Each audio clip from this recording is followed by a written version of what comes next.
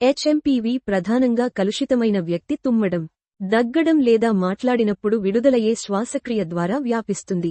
ఇది చేతులు కలపడం, కౌగిలించుకోవడం, లేదా వైరస్తో కాలుష్యం కలిగిన ఉపరితలాలను తాకడం వంటి సన్నిహిత వ్యక్తిగత సంబంధాల ద్వారా కూడా వ్యాపిస్తుంది. ఒక వ్యక్తి ఈ కాలుష్యం కలిగిన ఉపరితలాన్ని తాకి, వారి నోరు, ముక్కు లేదా కళ్లను తాకినప్పుడు ఈ వైరస్ సోకే అవకాశం ఉంటుంది.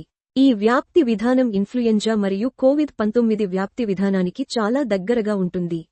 హెచ్ఎంపీవీ పెద్ద జన సమూహాలున్న ప్రదేశాల్లో, ముఖ్యంగా చలికాలంలో, విస్తరించేందుకు అనుకూలంగా ఉంటుంది. ఈ వైరస్ సులభంగా వ్యాపించే లక్షణం పిల్లలు, వృద్ధులు మరియు రోగనిరోధక శక్తి తగ్గిపోయిన వ్యక్తులపై ఎక్కువ ప్రభావం చూపే సామర్థ్యంతో కలిపి ప్రజారోగ్యానికి పెద్ద సవాలుగా మారుతుంది.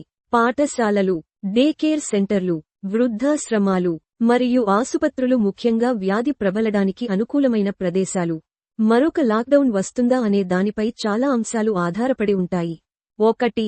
తీవ్రత మరియు వ్యాప్తి. హెచ్ఎంపీవీ తీవ్రమైన కేసులు గణనీయంగా పెరిగి ఆరోగ్య వ్యవస్థలపై భారం పెంచితే ప్రభుత్వాలు లాక్డౌన్ వంటి చర్యలు తీసుకునే అవకాశముంది. అయితే కోవిడ్-19 కంటే హెచ్ఎంపీవీ ఆరోగ్యకరమైన వ్యక్తులపై మరణముంచే ప్రమాదం తక్కువగా కనిపిస్తోంది. 2. నివారణ చర్యలు. ప్రభుత్వాలు ముందుగా మాస్కులు ధరించడం, సామాజిక దూరం పాటించడం, చేతుల పరిశుభ్రత మరియు పెద్ద వేడుకలను తగ్గించడం వంటి తక్కువ ప్రభావం కలిగించే చర్యలను తీసుకునే అవకాశముంది. 3. ఆర్థిక మరియు సామాజిక అంశాలు.